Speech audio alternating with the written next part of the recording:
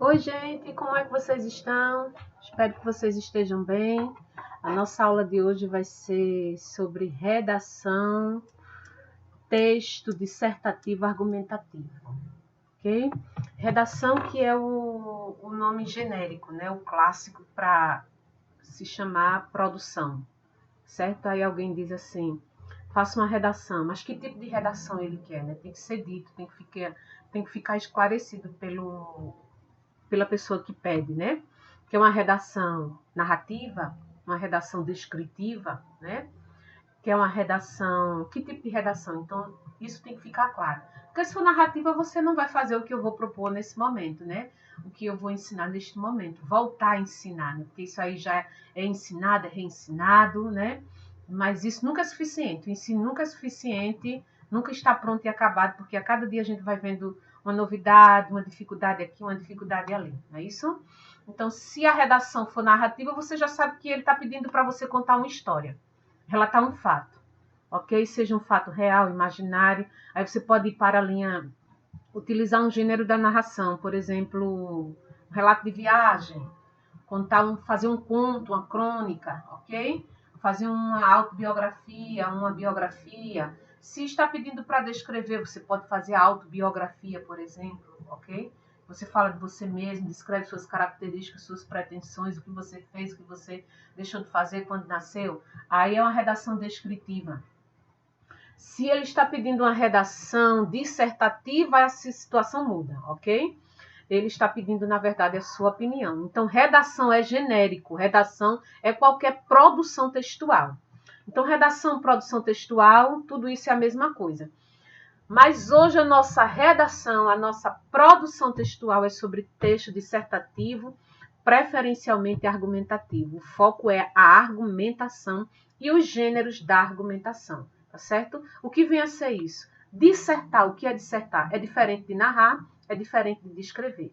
Enquanto narrar conta um fato, descrever se atém aos detalhes, a dissertação, que são os 3 textos clássicos da redação, da produção textual: narrar, descrever ou dissertar. Dissertar é opinar, é fazer um juízo, um julgamento, tá certo? É trazer um argumento, é trazer um convencimento, é trazer uma solução para um problema, é falar sobre um problema. Então, isso é redação dissertativa argumentativa, que vai ser o nosso foco. De texto dissertativo, gente, pode ser explicativo ou pode ser argumentativo. Quando é que ele vai ser explicativo? O objetivo é apenas expor, é apenas explicar ou interpretar ideias, tá certo? Onde é que eu posso encontrar esse texto dissertativo, que vai ser a exposição de ideias, a explicação de alguma coisa, a interpretação de alguma coisa, de alguma descoberta, por exemplo, nos capítulos de livros didáticos, nos verbetes e dicionários, nas enciclopédias, no texto de divulgação científica. Ele traz a descoberta para o câncer, a cura para o câncer. Aí ele vai expor o posicionamento, vai explicar a ideia, pronto. Então, ali é apenas a explicação, a exposição. Já a argumentação não, ela é mais profunda.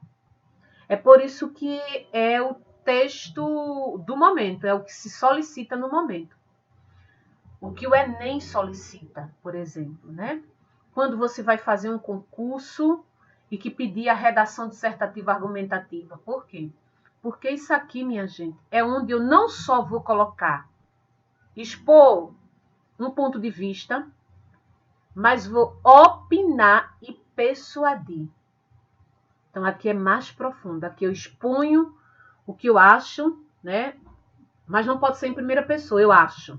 Eu vi, eu concordo. Não pode, tá certo? Tem que ser em primeira pessoa do plural. Nós concordamos, discutimos, fala-se, ou então de forma impessoal. Não é colocar marcas da oralidade numa produção. Isso é uma produção séria, por isso que ela é exigida exatamente assim no Enem, certo? Então, o objetivo do texto argumentativo é a exposição de um argumento, de uma ideia, de um ponto de vista, um juízo de valor, Mas não somente isso, é baseado em fatos, em dados, em alguma em um argumento de autoridade, com a intenção de persuadir. O que é persuadir? Qual é o processo da persuasão? Qual é o objetivo da persuasão? É convencer. É convencer de que aquilo que você está abordando, discutindo, vale a pena ser levado em consideração. Vale a pena ser lido, ser ouvido, ser atendido, ok? Então, persuadir não é tarefa fácil. Convencer alguém através da escrita, da linguagem falada, né? Não é uma tarefa fácil.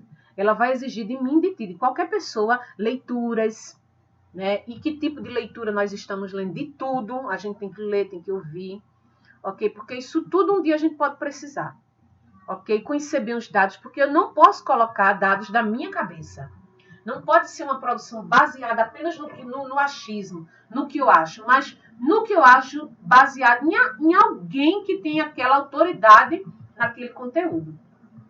Então, é tarefa fácil? Não, mas também não é impossível. Você vai treinando, treinando, treinando, quando você menos esperar, você já está dominando, ok? Gêneros que predominam, que se apropriam da argumentação, quais são? Os editoriais que vêm lá no jornal, quando você abre o jornal físico, né? Você vê uma partezinha do editorial e do artigo de opinião. Ali tem o editorial é a opinião da redação de um jornal. É feito por alguém que trabalha ali no jornal e que geralmente não é assinado, tá certo? Mas é um gênero, artigo editorial é um gênero que se apropria da argumentação. Geralmente é sobre fatos ou sobre acontecimentos sociais e políticos principalmente, o que acontece no meio da política, né? A questão da corrupção, nós vamos ver, nós temos exemplo aqui. O artigo de opinião é outro gênero também que se apropria da argumentação e que ele vem no jornal físico, certo? Ele vem no jornal físico, ele vem também nas revistas, ele vem na revista Isto É, na Época, ele pode estar na mídia, né, na internet, ok? Uma crítica, né? Você pode, de repente, assistir a uma novela, um filme, ler algum livro, e de repente alguém pedir, faça um resumo crítico, olha aqui, ó, ou uma resenha, né? Resenha não é aquela briga que a gente vê na sala de aula, não, menino brigando com o outro, não. É um texto de caráter argumentativo, ok? Eu assisto algo, eu leio algo, e de repente é solicitado um resumo crítico. Eu, ao mesmo tempo, conto o que eu li, o que eu vi, o que eu entendi, e me posiciono sobre isso que eu li, que eu assisti, ok? Então, podemos encontrar também na resenha, no resumo crítico, nos ensaios. Na monografia, trabalho monográfico, né, que geralmente isso acontece quando você está numa universidade, né, quando você está ali na faculdade, concluindo o seu curso de qualquer curso que você conclui, você está fazendo ali a monografia, também chamada de TCC, né?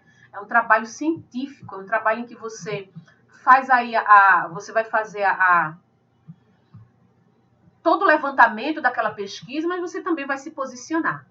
Em teses, né? Em teses, que são os argumentos. Tese é a mesma coisa de argumento, que você encontra também na monografia, em qualquer um desses, e nas produções de redação para o Enem. Certo? Isso é onde você encontra. Então, o texto dissertativo, que é um texto em que eu lanço, né, em que eu coloco a minha opinião, pode ser expositivo, em que só coloco as ideias. Só expunho, mas não tenho aquela preocupação de convencer. Onde é que eu posso fazer isso? Nos livros didáticos, no texto de divulgação científica. Leia um texto de divulgação científica que você vai observar que ali é só exposição de ideia.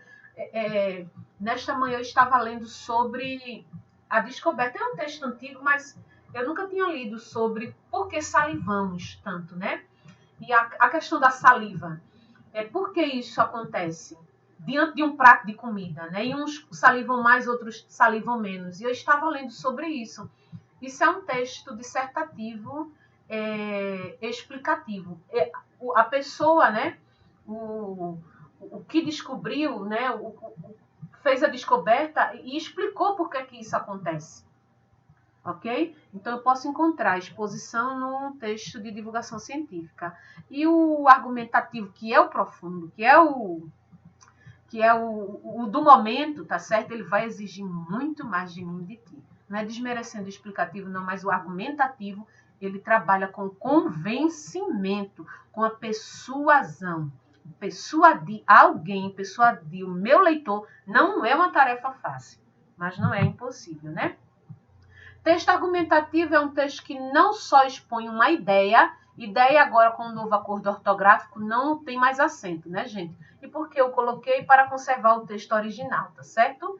É um texto que não só expomos uma ideia, mas uma opinião ou uma tese, mas a defendemos de modo a fazer com que os leitores a aceitem. Olha aí a persuasão, é aqui, ó, escancarada. Assim, o texto argumentativo tem a finalidade de quê? Convencer ou persuadir os outros de que determinada ideia está correta, é acertada, deve ser levada em consideração, ok? Então, não é uma tarefa fácil, mas você vai dar conta. A argumentação, minha gente, que é todos os gêneros que passam, que se apropriam da argumentação, eles têm que levar em consideração tudo isso aqui, ó. Ok? Tem que justificar, tem que emocionar. Agora, cuidado para não emocionar de tal forma que você perca, né, a oportunidade, né?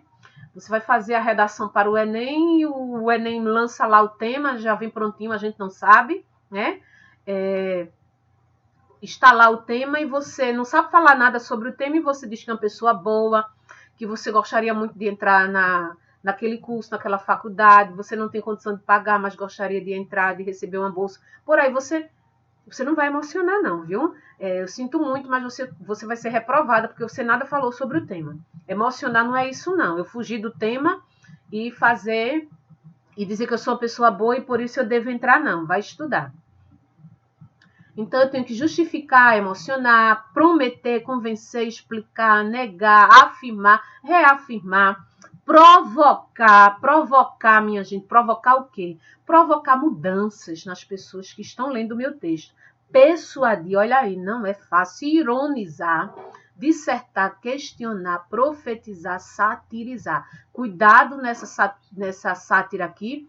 Sátira é criticar, né? Mas criticar não vai associar a xingamento, não vai associar a falta de educação.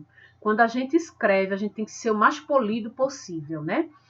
A gente perde muito quando a gente vai argumentar, não é argumentar quando a gente falta com respeito, a gente já perde toda a razão, né? Cuidado, porque existe até quando nas 5 competências do Enem, a última competência, a quinta, ela pede que você traga uma intervenção do problema, que é a solução do problema que está sendo discutido, mas que você respeite os direitos humanos. Então, por exemplo, coisas como fazer justiça com as próprias mãos, tenha cuidado nessa sua proposta, porque aqui no Brasil não é aceito, né? Então, tenha cuidado. É um exemplo aqui que eu me lembrei, mas a gente pode ir mais adiante, né? Vou fazer uma carta de solicitação de reclamação, por exemplo, que o que é reclamar, né? O que é reclamar, né? É você reclamar sobre algo, o próprio verbo já diz tudo. Mas reclamar não significa faltar com respeito, não significa ser deselegante. A gente pode reclamar de um produto, de alguém, de um serviço, sem ser deselegante, ok? Quais são os gêneros que se apropriam da argumentação? Nós vamos começar primeiro com a publicidade e a propaganda e discutindo a questão das suas diferenças, né? Porque, embora os dois, tanto a publicidade quanto a propaganda, se apropriem da argumentação, os dois fazem parte do gênero da argumentação, eles têm propostas distintas, certo? A propaganda constitui-se de ações que estão voltadas para a difusão de ideias. Novamente, ideias aqui com um acento para a conservação do texto original, mas com o novo acordo ortográfico, na sua produção textual, não coloque mais esse acento, principalmente política. Então, o que é propaganda? Propaganda é quando você não visa o fim lucrativo, ela não visa o din-din, o dinheiro. Ela visa apenas a mudança de comportamento, a conscientização, a mudança de costume, tá certo? Então, ela não vai visar você comprar nada, você vender nada, ela não quer vender nada, ela quer apenas te conscientizar, ela quer apenas te fazer você mudar de comportamento, de ideia. Tá? Está nas campanhas, onde é que eu posso encontrar essa propaganda? Em campanhas eleitorais, por exemplo. Ali está vendendo alguém? Não. Está ali conscientizando de que aquela pessoa é o melhor partido e você vota ou não, ok? Você é livre. Já a publicidade constitui-se de atos que possuem como objetivo dominante incentivar o consumo de produtos. Então, é um fim lucrativo, visa o dinheiro, visa a venda e a compra do produto, tá certo? Vamos ver o exemplo? Aqui nos exemplos, fique bem, fique em casa. Eleições 2020, né? Em novembro já é eleições. Então, aqui, olha, conscientização, e aqui é conscientização. Nós estamos vivendo num período em que você tem que sair o mínimo possível de casa. Você sai apenas para o necessário, não é isso? Então, outro sobre o coronavírus, né?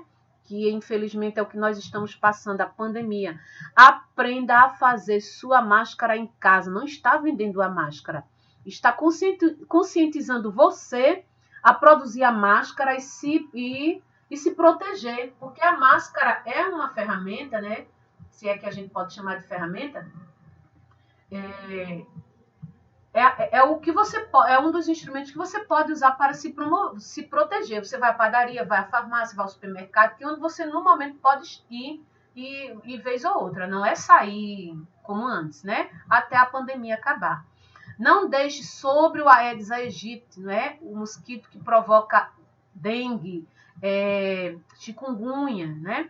Não deixe o mosquito transmissor, não deixe o mosquito transmissor fazer escala na sua casa. Então, olha, essas quatro imagens aqui são exemplos que caracterizam o quê? A propaganda ou a publicidade? A propaganda. Por quê? Porque a propaganda, como já foi dito anteriormente, ela não visa o lucro, ela visa a conscientização, a mudança de hábito, de costume, a mudança de comportamento, que deve ser feito no momento. Então, eu tive a preocupação de trazer coisas que estão no momento acontecendo, eleição, a pandemia, a questão do mosquito da dengue, está havendo muito surto, muitas pessoas adoecendo por conta da dengue, da chikungunya, e a presença do mosquito, né? Já nesse slide, gente, dor de cabeça, Tom Mordorio, a dor de cabeça sumiu, né? Veja aqui, olha. Ronald, né? McDonald's no mundo das surpresas. Aqui já não é mais uma propaganda, aqui não é mudança apenas de costume, não, aqui é vender mesmo. É vender o comprimido, né? O comprimido, de acordo com essa imagem, né? Aqui é a venda e a compra do Doril, né? A dor de cabeça sumiu, tem até o comercial, né? Aqui promovendo aqui a McDonald's, né? Melhor lanche, onde você tem coisas boas, né? Realmente é muito gostoso. Aqui é o quê? Visa o quê? Visa o lucro. Então, aqui não é mais propaganda, aqui é publicidade. Compreendido? Então, propaganda, mudança de atitude, conscientização. Publicidade, quando você quer vender alguma coisa, quando você visa a compra e a venda de alguma coisa, certo? Gêneros que também se apropriam da propaganda é a carta de reclamação. Muito cuidado com essa carta de reclamação, porque é algo que está no contexto, né? No social, e que o que é? Faltou aqui a interrogação, me perdoem aí, vocês coloquem aí, viu? Carta de reclamação. O que é, minha gente, uma carta de reclamação? O que é reclamação? O próprio nome já diz, é um instrumento de que dispomos sempre que considerando sermos vítimas ou testemunhas de uma injustiça. Não está ao nosso alcance qualquer outro meio que nos permita tomar posição ou exigir reparação. Aí você se utiliza da carta de reclamação, né? O que é reclamar, né? Fazer uma reclamação é expor uma queixa formulada devido a erro ou negligência que causam insatisfação ou a um fato considerado injusto, né? Por exemplo, você comprou um produto e ele veio fora do prazo, né, determinado, ou ele veio no prazo, mas ele veio com defeito, né? Como é que você vai se comportar diante dessa situação, né? Se você tem que fazer uma carta de reclamação, digamos que você vai ao Procon, né? A orientação é que você vá ao Procon, faça uma queixa, mas se você chegar lá no Procon e alguém faça uma carta de reclamação, como é que você vai fazer essa carta de reclamação, né? De qualquer jeito, não. Ela exige também normas estruturais, composicionais, né? E também normas linguísticas e que você deve, como um aluno que está concluindo o ensino médio, você deve atentar para isso. Não confunda a carta de reclamação, porque na carta de reclamação eu posso ser mais agressiva, mas essa agressividade ela não pode ser comparada, ela não pode ser associada a um xingamento, a um desrespeito. Observe. A estrutura de uma carta de observação, né, de reclamação. A mesma estrutura da carta de reclamação serve para a carta de solicitação. Então, a estrutura deve ser exatamente assim. O local, você está, a data, o vocativo, para que você vai reclamar? Então, você não pode chamar de qualquer nome, tá certo? Não pode nem chamar de amor, porque ele não é seu amor. Aí já virou uma carta pessoal. Carta de reclamação exige esse vocativo, mas um vocativo, digamos que é para a empresa. Então, é senhor diretor, ok? Por exemplo. Vocês vão ver lá no exemplo. Aí a socialização, o perfil composto, a contextualização do que você quer reclamar, né? Você vai reclamar por quê? E de que forma você vai reclamar? Cuidado para não ser grosseiro. Então, essa estrutura, ó, que é o corpo da tua carta. Aqui vem a despedida, sem mais, no momento, e depois você faz a sua assinatura. Você assina. Tem que seguir esse padrão, tá certo? É como você está você precisa fazer um bolo de cenoura e você não sabe exatamente como fazer. Você olha ali a receita não tem um padrão, né? Os ingredientes, aí vem o nome da receita de bolo de cenoura. Aí vem os ingredientes, embaixo vem modo de preparo, ok? Não tem toda uma estrutura, para tudo tem uma estrutura. Todo gênero textual da esfera que atende uma necessidade social, né? Tem uma estrutura, não pode ser feita do jeito que você quer. Siga essa estrutura. Aí aqui tem um exemplo, eu sei que a leitura não está muito boa, mas eu vou me esforçar aqui para ler para você. Então, Nova Esperança, tá certo? Olha aí o cabeçalho, 20 de outubro de 2008. A direção da empresa Motorola. Então você já vai sabendo aqui, você já vai identificando que a reclamação é sobre alguma coisa relacionada a celular, por exemplo, né? Aí ele começa, veja. Sou cliente da empresa há 3 anos e sempre estive satisfeito com a eficiência dos serviços prestados e com a qualidade dos produtos oferecidos. No entanto, olha, esse no entanto aí é onde ele vai demonstrar a sua insatisfação, porque a carta de reclamação ela vai servir para a gente demonstrar insatisfação através da escrita. No entanto, ao adquirir um novo celular, observei que este apresenta uma grave falha técnica, pois sua bateria descarrega em menos de 24 horas. Isso é grave, né, gente? A assistência técnica autorizada informou-me de que não há como solucionar o problema. Como o celular ainda está no período de garantia, peço a troca do aparelho o mais rápido possível.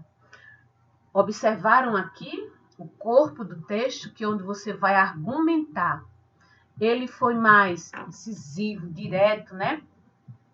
Mas ele não foi grosseiro, ele foi... A pessoa que escreve, Adriano Souza, ele não foi em nenhum momento grosseiro. Ele usou de argumentos que uma pessoa que vê esse texto aqui, olha, primeiro ele começa a elogiar. Aí esse no entanto, vocês sabem que no entanto é um elemento de coesão que serve para a gente contradizer aquilo que a gente disse antes, né?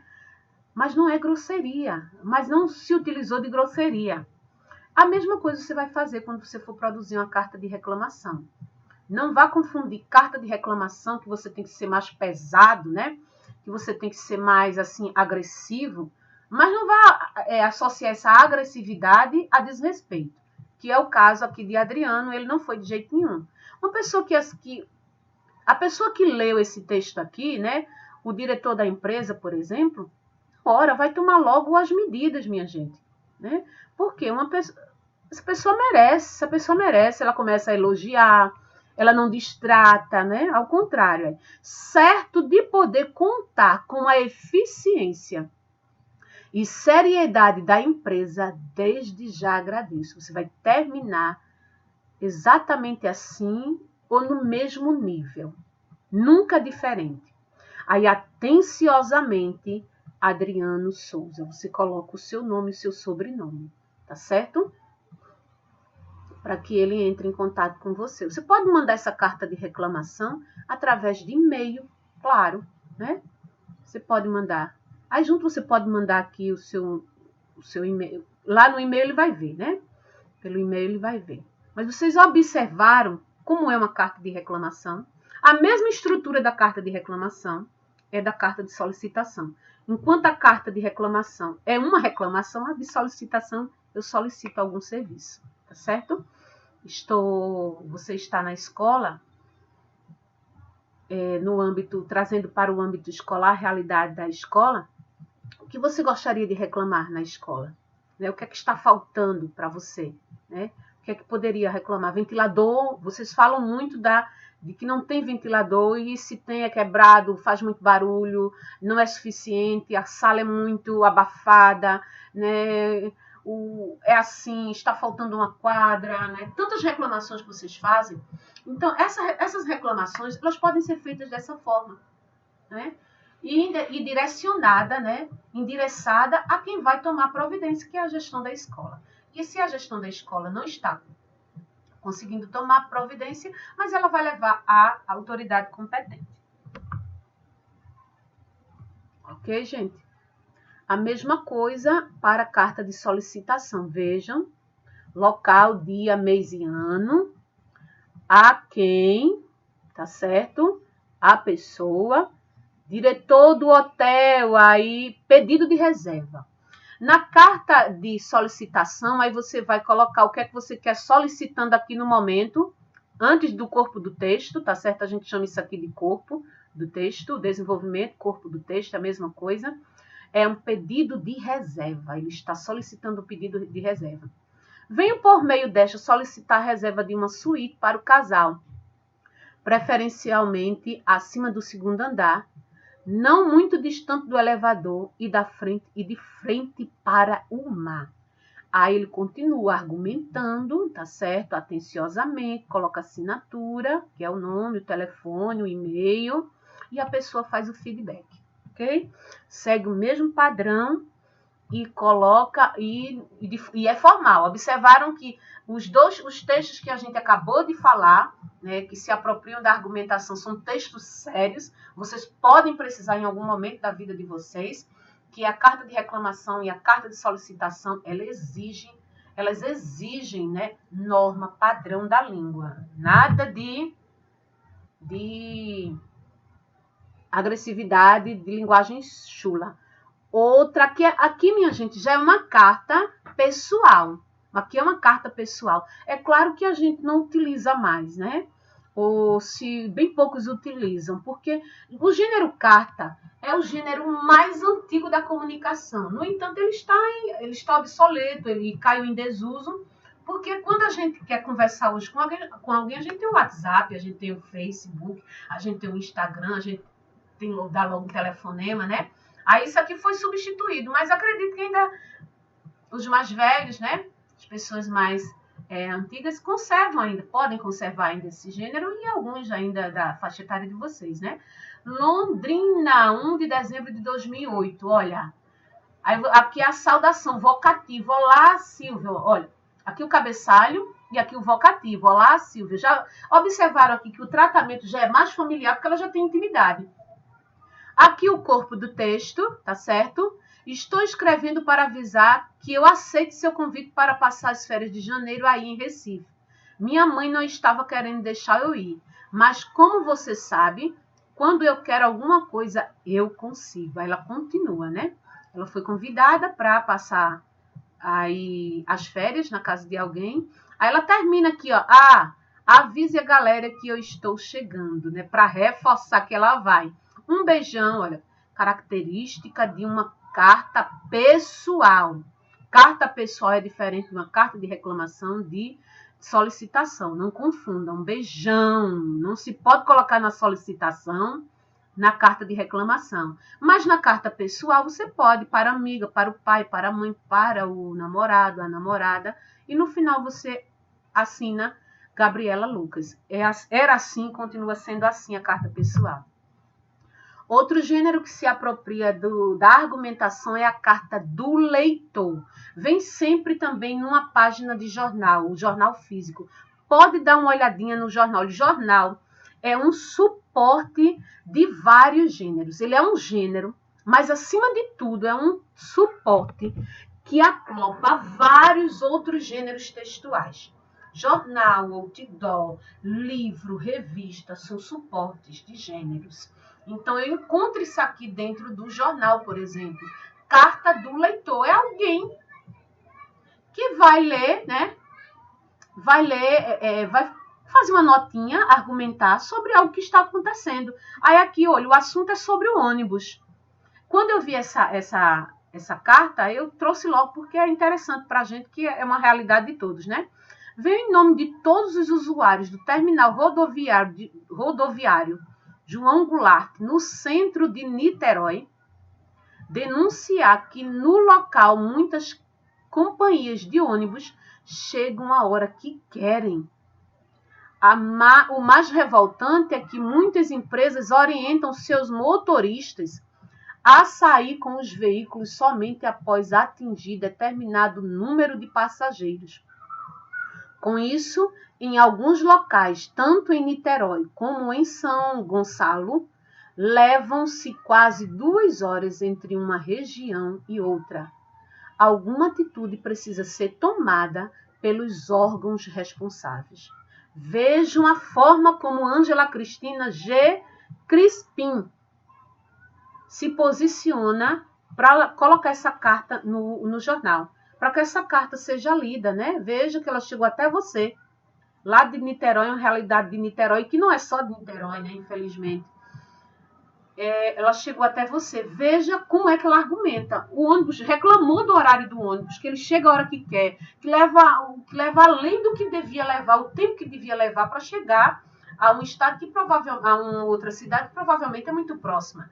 Mas veja a forma como ela se dirige, né? A carta do leitor é uma carta de argumentação e de insatisfação mesmo. Ela escancara uma insatisfação, mas ela não é grosseira, ok? A carta ao leitor, a mesma coisa, olha. Ao leitor, carta do leitor e ao leitor. A carta do leitor e ao leitor, né? Ao leitor você pode ler sobre alguma coisa que você viu no jornal, não gostou, está insatisfeito, você faz uma carta, tá certo? Do leitor, né? Você faz uma carta argumentando a sua insatisfação também, através dessa carta. Aí assina, ok? Aqui foi sobre o FUMA. Limites ao FUM, também achei super interessante. Países desenvolvidos estão tentando limitar o fumo até no meio da rua. Coisa boa, né? Por isso afetar os não fumantes, porque a gente acaba sendo fumante, né, com ele, fumante de outro nível, né? Mas no Rio de Janeiro, nem as leis que proíbem o fumo em shopping centers e supermercados, até nas seções de hortifruti, são respeitadas, obrigando quem não fuma ao convívio com essa poluição. Parte da responsabilidade da desobediência deve ser creditada aos donos dos estabelecimentos, que não orientam clientes e funcionários. Aí ele assina. Ok? Uma carta aí ao leitor. Já é uma carta ao leitor. Pra gente. Outro gênero que se apropria da argumentação é o artigo de opinião, né? O artigo de opinião, que é o que é mais escrito para você treinar redação para Enem ou qualquer vestibular, ok? Ler, escrever e pensar. Falar sobre a importância de ler, escrever e pensar. Vamos lá. Saber escrever pressupõe saber ler e pensar. Essas atividades estão intimamente ligadas. A leitura, aqui é só porque a diferença, né, da redação dissertativa para o Enem, né, e escolar, são essas duas linhas aqui, ó, porque essas duas linhas aqui, que é antes da introdução, ela vai chamar a tua atenção, ok? A leitura, mas se é que a gente pode dizer que isso é diferença, tá certo? Mas é praticamente a mesma coisa. A leitura não só nos ensina os mecanismos da língua escrita, mas também é fonte inesgotável de ideias que nos ajudarão na tarefa de escrever.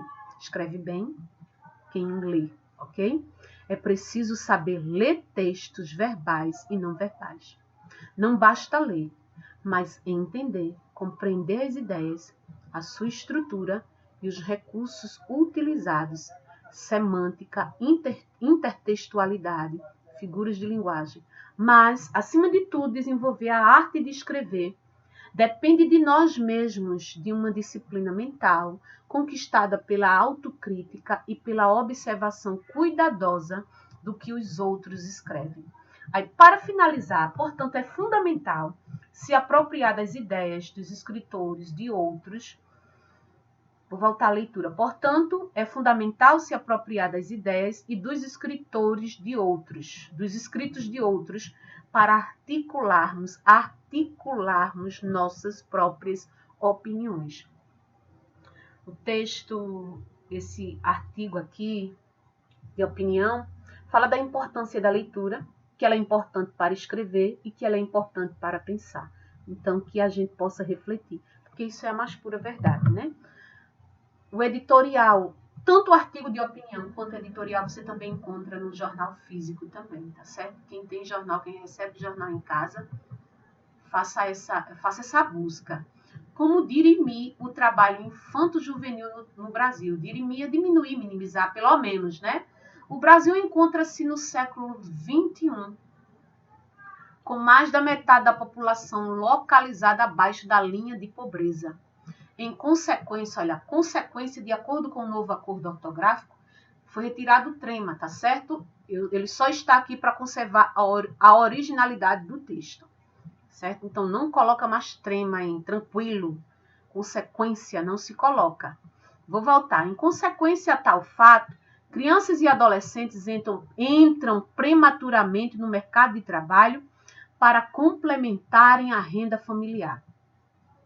A Constituição brasileira determina claramente que é inconstitucional o trabalho infantil de menores de 16 anos de idade. Mas não serão somente palavras que irão salvar as crianças de levarem uma vida severa ao labor é trabalho, das casas de farinha, nas lavouras, no corte de cana, infelizmente. Muitas são expostas ao manejo de ferramentas cortantes e a longas jornadas de trabalho que as tiram toda a força, deixando-as sem tempo para estudar. Sem tempo para estudar. Olha a verdade, né? Isso aqui, olha, isso aqui é o D1, aqui é a introdução, né? A introdução que ele apresenta o que ele vai discutir nos próximos parágrafos, né? No caso, no D1, que é o desenvolvimento 1, e no desenvolvimento 2. A inserção prematura de crianças e adolescentes no mercado de trabalho violenta suas possibilidades de desenvolvimento, uma vez que seja esse desenvolvimento impróprio. Isso lhes prejudicará a saúde e a formação física e mental. É importante assegurar aos menores o direito à liberdade e o respeito aos seus direitos, já que está pregado na Constituição, como ele já havia dito no parágrafo anterior, né? Assim, aí, para concluir, que aqui é Aqui a conclusão é onde ele faz a proposta de intervenção e que vocês devem aprimorar isso aqui, tá certo? Assim, o trabalho infanto-juvenil deve ser combatido, pois com o tempo haverá um imenso contingente de adultos sem uma formação profissional qualificada. Olha aí, porque ele coloca o texto como dirimir o trabalho infanto-juvenil, pelo menos ou acabar ou diminuir, né? E isso acarretará um montante de trabalhadores desempregados futuramente. É preciso prevenir esse problema com a criação de programas que combatam mais severamente esse mal que assola nossos jovens e crianças. Está aí um artigo, né? Um editorial, no caso, um editorial. Primeiro, foi um artigo, não, minha gente, desculpem. Tanto esse, ler, escrever e pensar é um artigo de opinião, quanto esse aqui também é um artigo de opinião, ok? O editorial, ele vem um nomezinho assim também no jornal, que é feito por alguém da redação. Geralmente ele não é assinado. Ele não é assinado. Vocês estão vendo? O artigo de opinião é assinado. Esse não está assinado porque eu peguei exatamente assim. Mas esse aqui está assinado, está publicado e assinado, certo? Você vê aqui, está pequenininho, mas dá para você ver. Inclusive está na hora em que foi postado. Já o editorial geralmente não é assinado, mas é também um gênero que se apropria da argumentação e que geralmente eles falam de conteúdos voltados à política. Empurrãozinho é o tema dessa matéria, é o tema desse editorial. O presidente da Câmara, gente, eu não vou ler tudo para a videoaula não ficar ainda mais extensa, né? Mas o presidente da Câmara, Rodrigo Maia, ele... Só o primeiro parágrafo para vocês entenderem. O presidente da Câmara, Rodrigo Maia, do DMN Rio de Janeiro, disse que trabalhará para mudar o salário médio de 30 mil dos deputados federais como alternativa para diminuir os gastos públicos. Coisa boa, né? Precisa mesmo. Aí, no segundo parágrafo, alguém da redação, né? Alguém da redação, dessa redação aqui, que não é assinado, diz: o deputado tem toda a razão. Não podemos ter salários neste patamar. Não mesmo, né? Aí ele reforça aqui: neste embalo, já que ele tocou no assunto, sugerimos também dar uma olhada no judiciário, não só o salário dos deputados, né? Mas do judiciário também, ó. Do judiciário também deve ser diminuído. E ainda ele diz: nos municípios, indo mais longe um pouco, podemos também chegar aos municípios, onde salários de agentes políticos são incompatíveis com a receita e as dificuldades que as cidades estão enfrentando nos tempos atuais.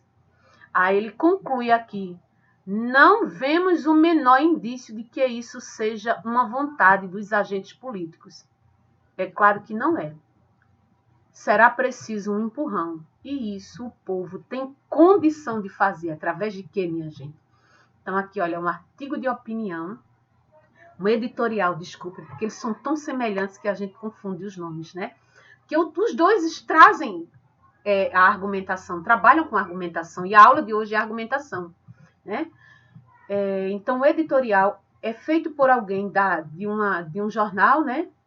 E geralmente não é assinado, mas ele traz uma opinião. E você pode observar que geralmente o tema é voltado para a política, para o social, tema de maior abrangência social, né?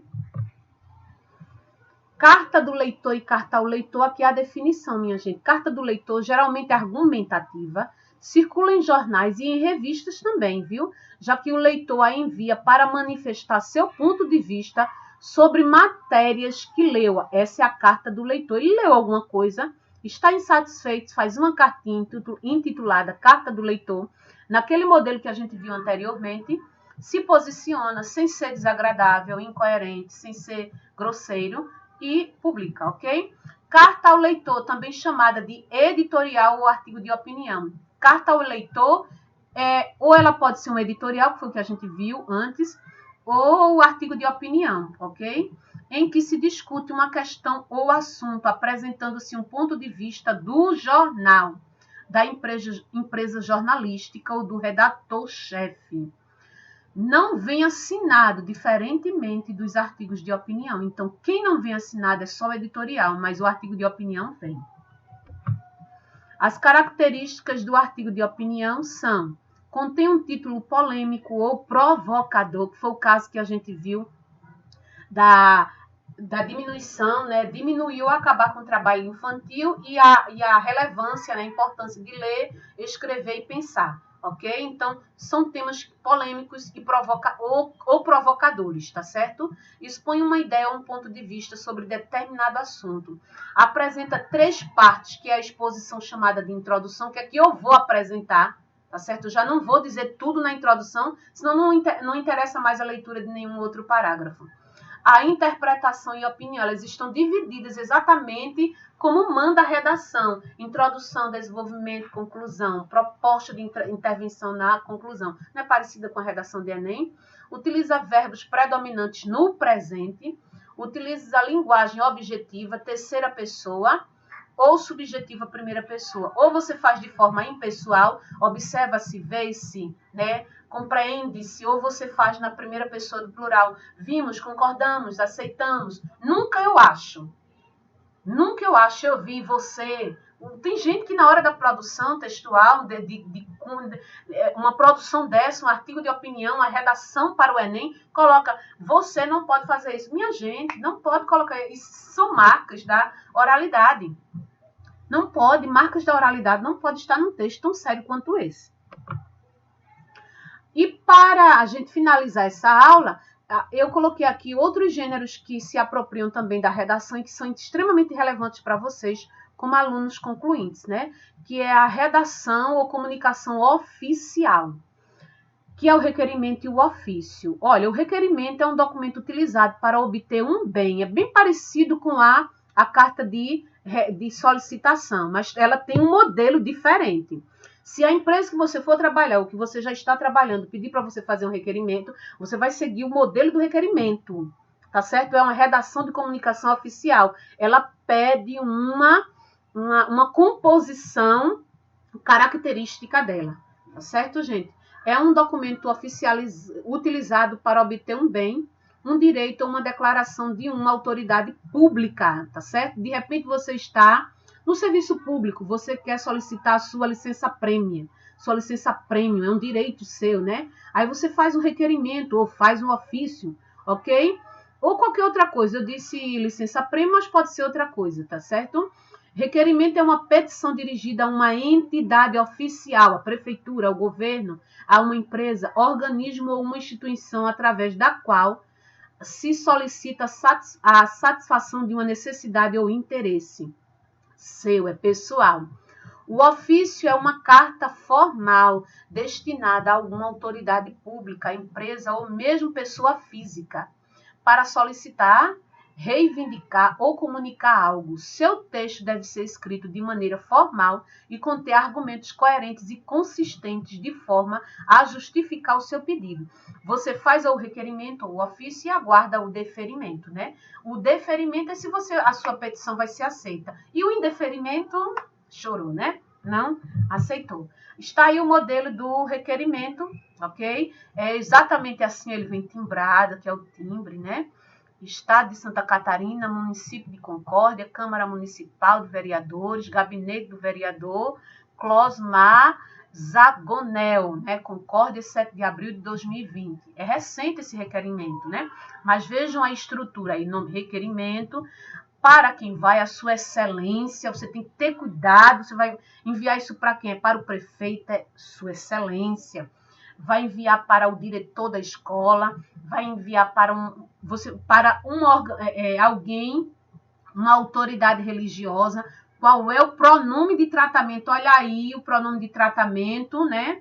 Que você, porventura, em algum momento achou, para que aprender isso? É para que se eu chamo todo mundo de você, né? Olha aí, na hora de fazer um requerimento, de fazer um ofício, não é assim que você vai tratar. se é para uma autoridade religiosa, né?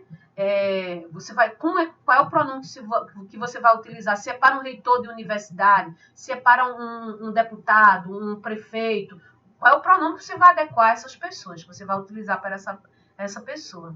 Presidente, o nome dele, a Câmara de Vereadores, o município que está falando, os vereadores que está... Vou reler. Os vereadores que esta subscrevem com assentos nesta Casa Legislativa, vejam a linguagem, vem perante Vossa Excelência, mesmo tendo descontentamento com aquela Vossa Excelência, mas o termo é esse, após apreciação, cadê o cursor? A apreciação do plenário, solicitar envio de ofício ao governador do estado de Santa Catarina, o senhor Carlos Moisés, solicitando a liberação geral do comércio no município de Concórdia. A liberação geral do município de Concórdia é com relação a essa pandemia, para que o comércio comece a funcionar, né? A economia comece a aquecer, né? Volte a aquecer. O ofício também tem modelo, ele tem um número, tá certo? Tem um número.